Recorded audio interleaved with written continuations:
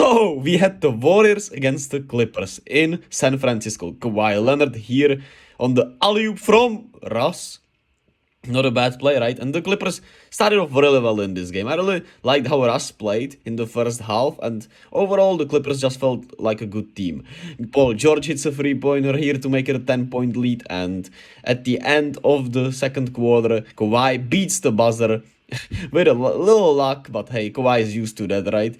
And the Clippers were leading by 11, and the Warriors couldn't buy a basket. But then Jordan Poole avalanche. Vintage! Third quarter Warriors were here, man, and I got tears in my eyes, man.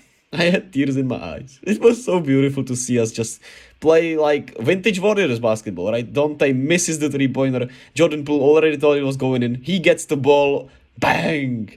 And it was a 5-point game just like that.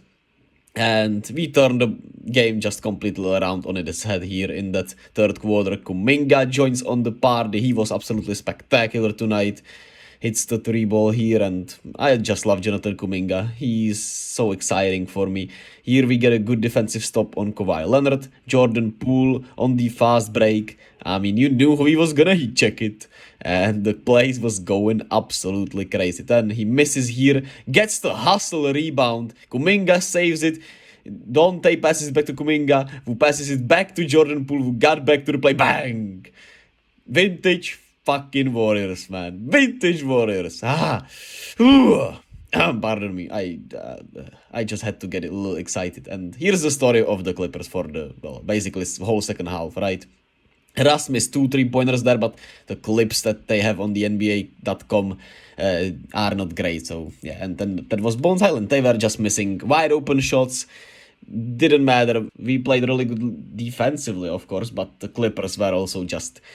Yeah, they couldn't hit the basket at all, and, well, they hit the rim, of course, but they couldn't get the ball in the basket at all in this second half, and they shot like 36% for the game, which is nasty. And we even out-rebounded them as they didn't have Ivica Zubac, and we had less turnovers than the Clippers, which is great to see. Shout out Russ on that, but we're not here to hate Russ, because this is not his fault. But let's talk about the Warriors first.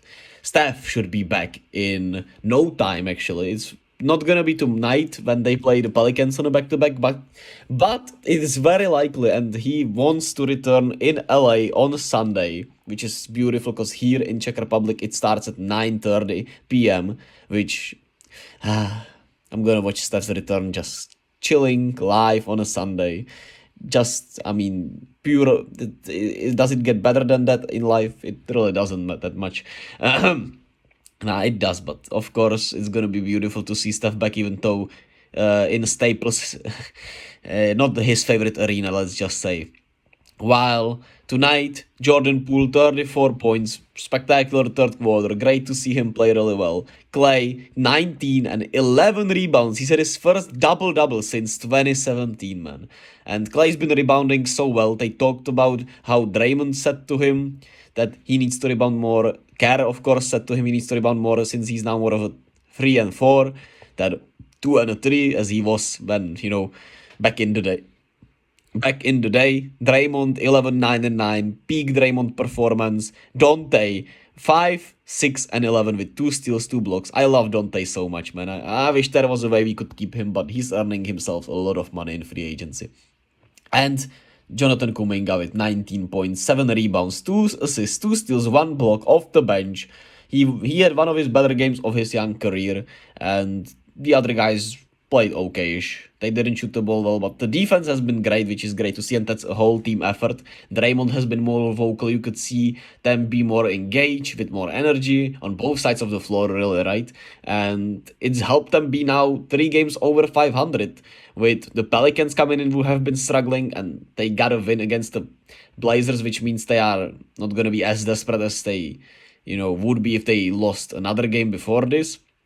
Probably, who knows, right? But the Pelicans have been really struggling, so it's gonna be really interesting to watch tonight on a back-to-back, which Klay should probably play. And the Clippers, on the other hand, Ty Lue has been overcoaching. We have already talked about this many times. Russ wasn't great besides the first...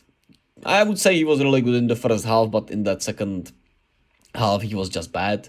And, well, Kawhi was really solid offensively, but the defense was really ugly. They couldn't hit anything. Paul George had 11, 5, and 5 after he announced that podcast. So, yeah, the podcast curses might be real. Mason Plumlee had 12 and 20. He was very impressive, except when he handles the ball. That doesn't work out very well for him usually.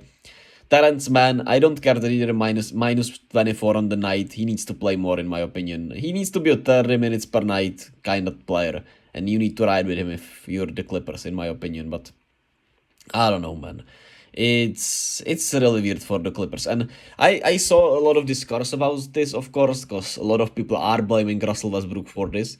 And somebody made this point, which I wouldn't make this without seeing it, but when I saw it, I was like, oh man, this really makes sense. And somebody on Twitter said that, the biggest problem with them getting Russell Westbrook is that they really think they need him, right? That Paul George, Kawhi, Ty Lue, the ownership thinks they need Russell Westbrook to win and to be better. And it's not a knock on Russ, essentially, right? It's more about that they didn't trust themselves and the team that was built around them already before getting Russell Westbrook, while they were actually playing really well. Terrence Mann was spectacular in his starting role. A lot of people played their role really well overall, and they just didn't trust it at all. And now they have Russ, who is a lot of controversial, who is really controversial as of right now. And just, he's not a superstar, right? He's more of a, I don't know how to even call Russ. He's just Russ. But it's not mostly his fault, in my opinion. It's a lot of combinations here on this staff overall. But let me know your thoughts. If you agree with this, do you think it's nonsense? What do you think is wrong with the Clippers? Let me know in the comment section. I'm really intrigued to see if anyone actually, who finishes this, which not many people do, which I understand because it's essentially me babbling. But if you do, let me know in the comment section